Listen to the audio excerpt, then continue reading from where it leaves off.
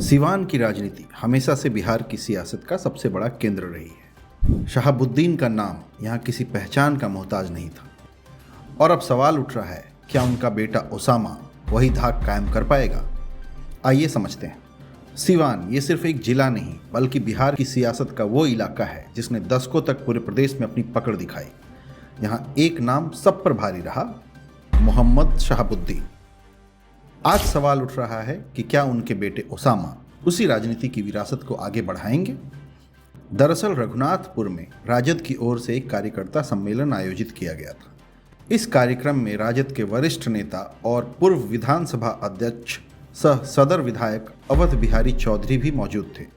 सम्मेलन के दौरान ही यह औपचारिक ऐलान किया गया कि अब पार्टी की ओर से ओसामा साहब को चुनावी मैदान में उतारा जाएगा। इसी मौके पर मौजूद विधायक हरिशंकर यादव ने अपने हाथों से ओसामा साहब के सिर पर पगड़ी बांध दी। ये पगड़ी समर्थन और उत्तराधिकार का प्रतीक माना जाता है। कार्यक्रम के दौरान अवध बिहारी चौधरी ने कहा कि राजद नेता और बिहार के पूर्व उप मुख्यमंत्री तेजस्वी यादव ने ओसामा को रघुनाथपुर से चुनाव की तैयारी करने की हरी झंडी दे दी है। इसका सीधा संकेत है कि पार्टी नेतृत्व की सहमति से यह फैसला लिया गया है। शहाबुद्दीन ने सिवान की राजनीति को 90 के दशक से अपने कब्जे में रखा था। वो 4 बार सांसद और कई बार विधायक भी बने। बिहार के जंगल राज वाले दौर में शहाबुद्दीन एक बड़े बाहुबली नेता बनकर उभरे। उनके समर्थक उन्हें मसीहा कहते थे, वहीं उनके विरोधी उन्हें डर का प्रतीक कहते थे। शहाबुद्दीन की छवि जितनी विवादित रही उतनी ही मजबूत भी। आज भी सिवान में उनके समर्थक उन्हें जनता का नेता मानते हैं। लेकिन बिहार की सत्ता बदलते ही शहाबुद्दीन के दिन भी बदल गए।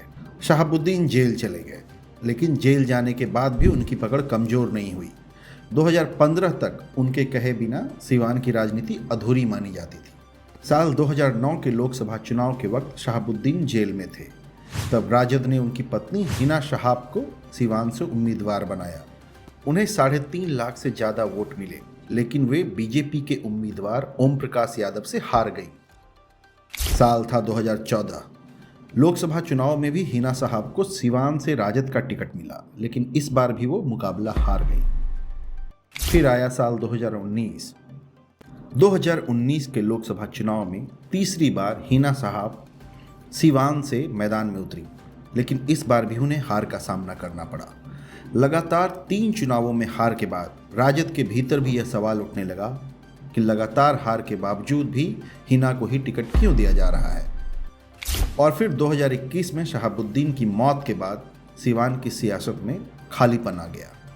2024 में राजद ने शहाबुद्दीन परिवार से हिना साहब को टिकट न देकर बड़ा राजनीतिक बदलाव कर दिया, लेकिन हिना निर्दलीय चुनाव में उतर गई।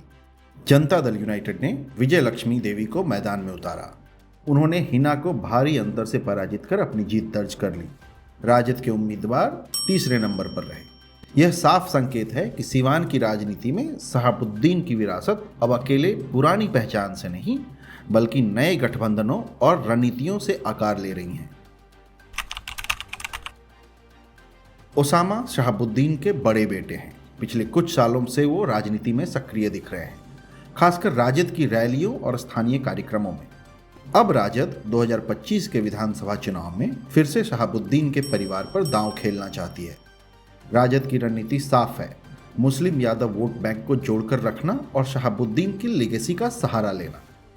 लेकिन ओसामा के सामने चुनौती ये है कि क्या वे अपने पिता की तरह फियर और कैरिज्मा दोनों बना पाएंगे या सिर्फ भावनात्मक सहारे पर टिके रहेंगे। दरअसल आज का सिवान 90 के दशक वाला सिवान नहीं है। बीजेपी ने यहाँ धीरे धीरे अपनी जड़ें जमाई हैं। जेडीयू के पास भी सवर्ण और अति पिछड़ा वर्ग का बड़ा वोट बैंक है। शहाबुद्दीन के दौर में जो खौफ लोगों के मन में था, अब वो भी नहीं है। राजद अब सिर्फ मुस्लिम यादव गठजोड़ पर भरोसा नहीं कर सकता। रघुनाथपुर विधानसभा, जहां से ओसामा के चुनाव लड़ने की चर्चा है, यहाँ यादव और मुस्लिम मिलाकर लगभग 35 से 38% वोट बैंक बनाते हैं। ये राजद की ताकत है। भूमिहार, राजपूत और ब्राह्मण समुदाय मिलकर करीब 28 से 30% का वोट है, जो ज़्यादातर एनडीए की तरफ जाता है। पासवान और अन्य अति पिछड़ा वर्ग भी निर्णायक भूमिका निभाते हैं। चिराग पासवान फिलहाल एनडीए के साथ हैं।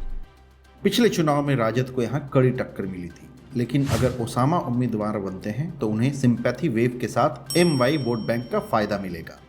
वहीं विरोधियों की कोशिश होगी कि शहाबुद्दीन का खौफ वाला जमाना लोगों को याद दिलाकर मुस्लिम यादव के अलावा बाकी सभी जातियों को गोलबंद किया जाए। यानी अगर ओसामा चुनाव लड़ते हैं तो उन्हें सिर्फ पारिवारिक विरासत ही नहीं बल्कि नए समीकरणों में भी खुद को साबित करना होगा। पिछले चुनाव में राजद को यहां कड़ी टक्कर मिली थी। अगर ओसामा उम्मीदवार बनते हैं तो उन्हें sympathy wave plus MY vote bank का फायदा मिलेगा। लेकिन विरोधी भी यही कोशिश करेंगे कि फियर फैक्टर को मुद्दा बनाकर यादव मुस्लिम गठजोड़ से बाहर की जातियों को एकजुट किया जाए। ओसामा के सामने कानूनी और प्रशासनिक दबाव भी होगा क्योंकि शहाबुद्दीन की छवि अभी भी विवादित है और यहाँ NDA की सरकार है। ओसामा को यह भी ध्यान रखना होगा कि सिवान का नया वोटर सिर्फ दबदबे या डर पर वोट नहीं देगा बल्कि उसे विकास और रोजगार भी चाहिए। क्या ओसामा शहाबुद्दीन की तरह सिवान और रघुनाथपुर पर राज कर पाएंगे या फिर बदलते वक्त और नए समीकरण उनकी राह आसान नहीं रहने देंगे? राजद के लिए यह चुनावी दांव बड़ा रिस्क भी हो सकता है और बड़ी कामयाबी भी, लेकिन इतना तय है कि सिवान की राजनीति एक बार फिर पूरे बिहार का ध्यान खींचने वाली है। वीडियो देखने के लिए आपका बहुत बहुत धन्यवाद।